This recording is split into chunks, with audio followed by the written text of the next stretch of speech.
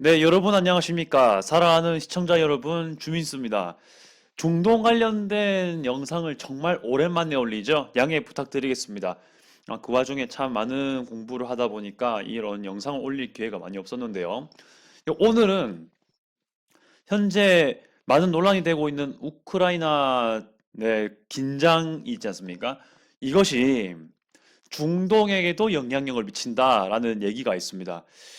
우크라이나 러시아가 중동에 무슨 영향을 미치냐고요?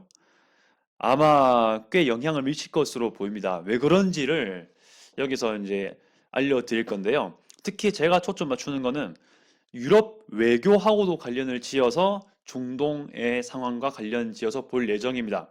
자, 그러면 시작해 볼게요. 일단 우크라이나 충돌부터 간략한 말씀을 드리도록 하겠습니다.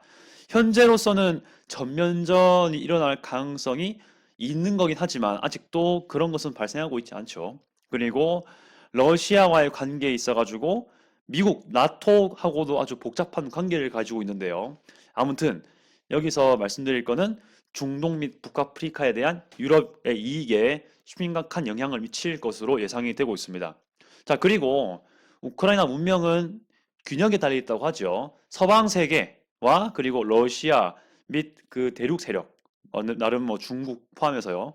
이런 두 세력 간의 이 균형이 달려 있다라고 얘기를 하고 있습니다. 최근에 그래도 아주 재개가 된 국제 외교 상황으로 인해 가지고 협상에 대한 희망이 좀 강화되었습니다. 하지만 아직 전면전의 우려가 있고요. 뭐 최근에 우리나라 같은 경우도 우크라이나 쪽으로 철수를 공고했죠. 그리고 여행 못하도록 막아놨지 않습니까?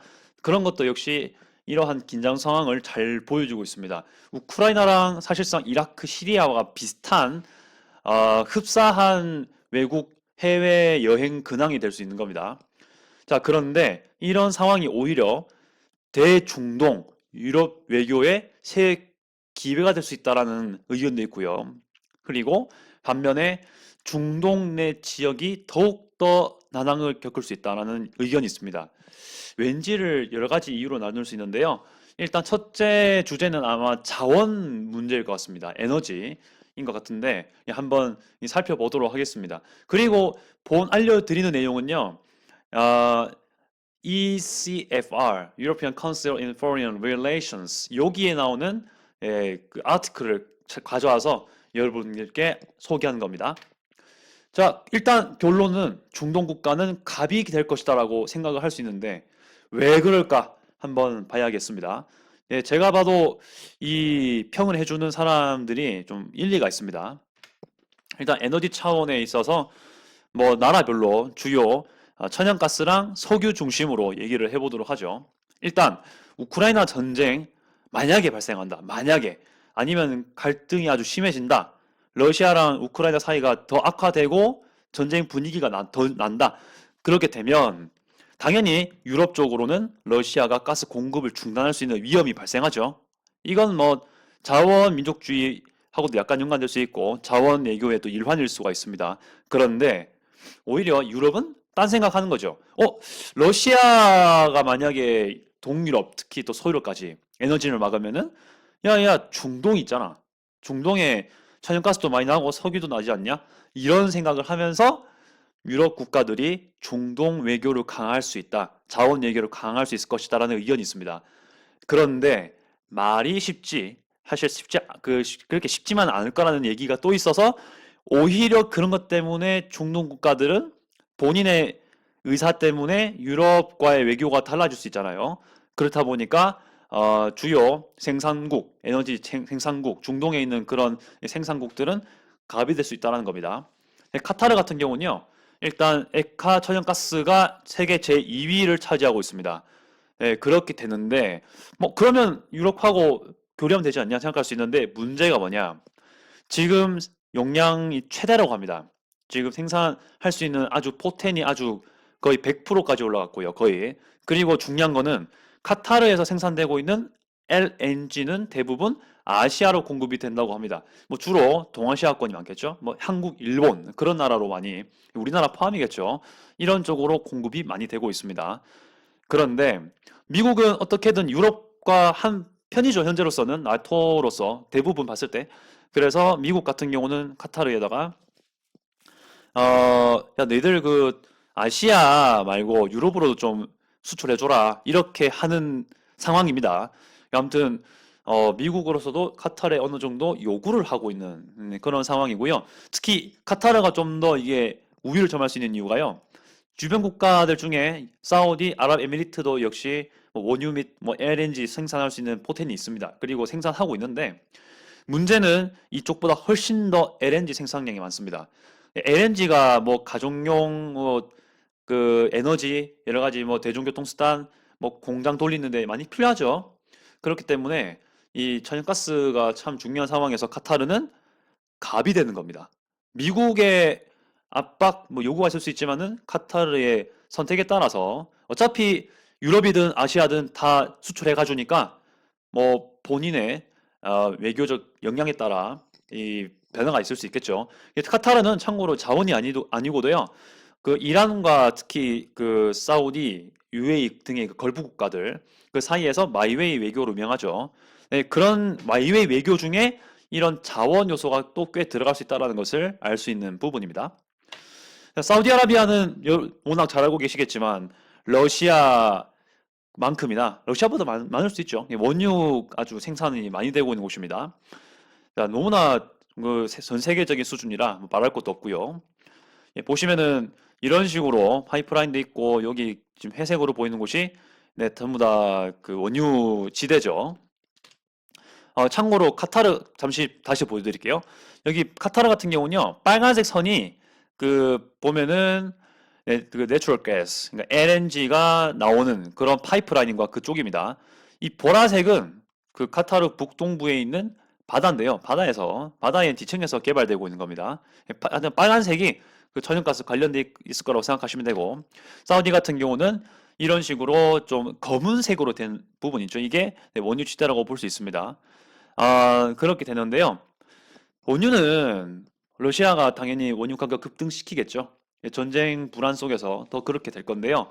그런데 그래서 오히려 유럽 국가들이 러시아 원유를 가져오기가 힘들 수 있으니까 그래도 가까운 게 중동이잖아요. 물론 중동에서 계속 수입해오고 있긴 하지만은 더욱더 중동에서 많은 석유를 수입해오고 싶어 하겠죠. 이런 불안정 상황이 있으니까요. 근데 미국 역시 이런 상황을 반영해가지고 야, 그 사우디한테 너 니들 원유 가격 낮춰라. 유럽 애들한테 석유 가격을 좀 더 싼 가격으로 줘야지 않겠냐. 그래서 좀 더 원활한 공급을 해줘라. 이렇게 요구를 하는데 사우디아라비아는 그렇게 하지 않습니다. 안 해요.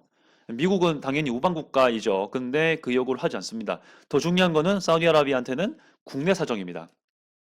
왜냐? 그 코로나 팬데믹 이후로요. 지금 원유 가격이 엄청나게 낮아졌죠.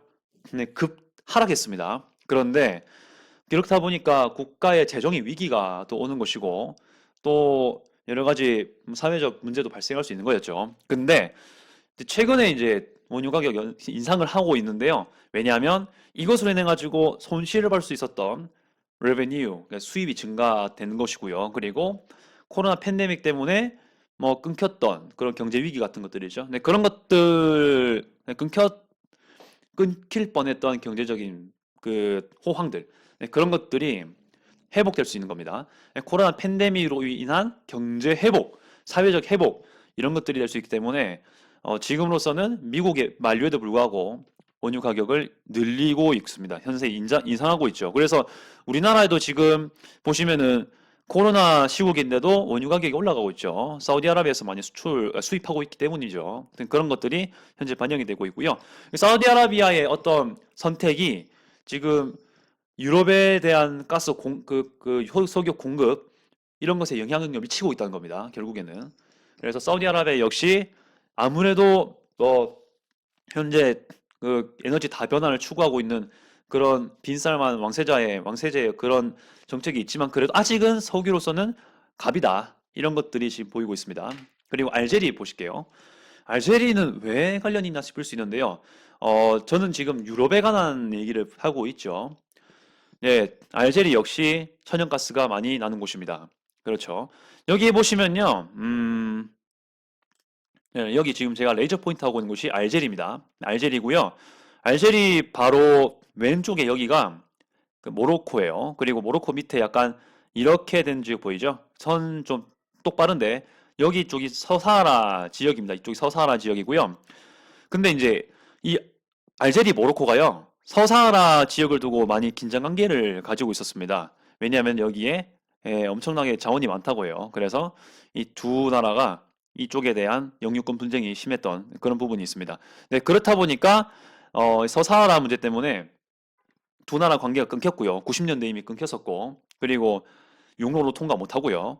그리고 이 맥락으로 알제리 스페인 파이프라인 에너지 수출이 중단되었습니다. 야, 이 스페인만 불똥 터진 거죠. 네, 그런 외교적 불안정 속에서 다른 스페인까지 이렇게 영향력이 미쳐지는 겁니다. 그래서 이쪽 공급 중단됐고요. 그 문제는 이 나라 역시 이 나라의 외교적 상황, 정치적 상황에 따라 열 수도 있고 닫을 수도 있다는 거죠.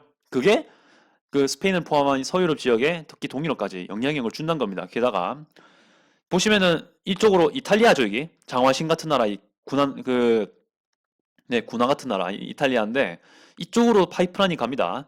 근데 이 파이프라인은요 이렇게 잘 가면 이렇게 동유럽까지 갑니다. 그렇기 때문에 이 알제리에서 이탈리아로 가는 파이프라인이 동유럽까지 송유가 가능해요.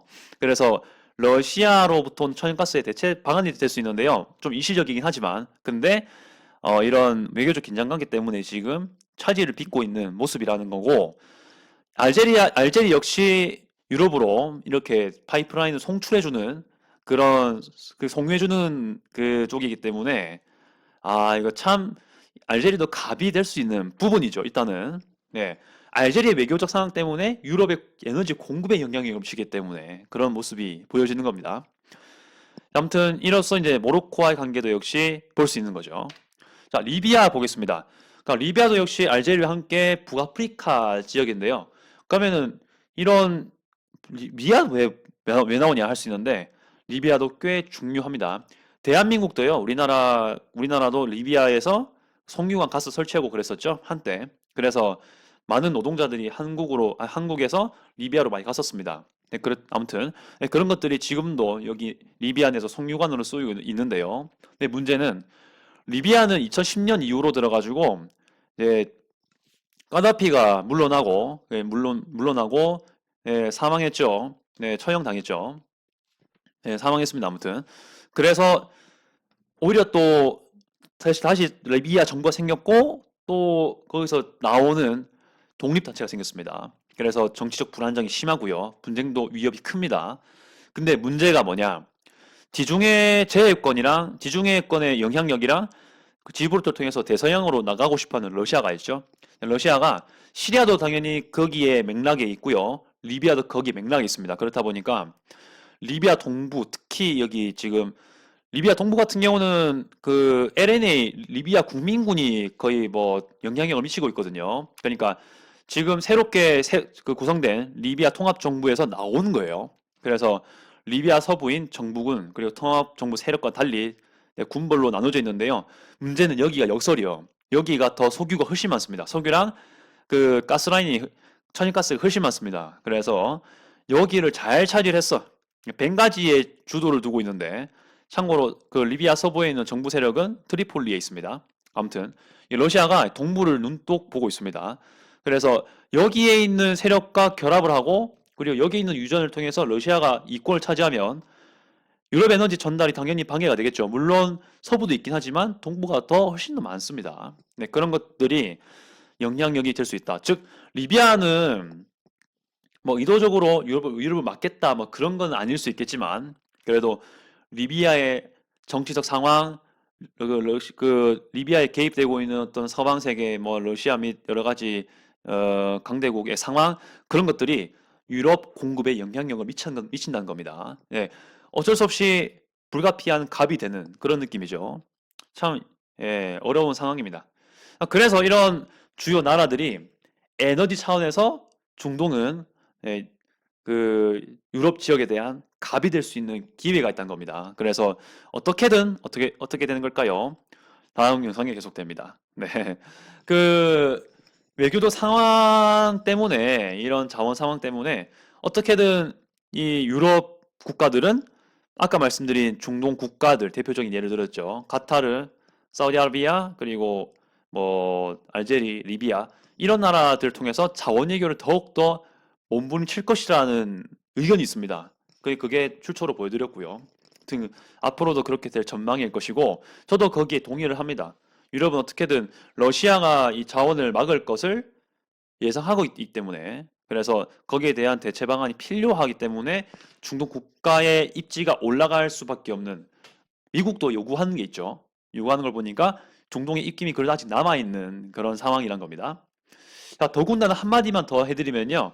미국은 지금 유럽, 중동 이쪽보다는 아시아로 지금 대중국 그 외교 그리고 군사적 대응을 하려고 하고 있잖아요. 근데 그 상황에서 이런 러시아와 우크라이나 상황 같은 경우는 오히려 미국을 중동이나 이 유럽 쪽에 발 묶어둘 수 있는 방법이 될 수 있습니다.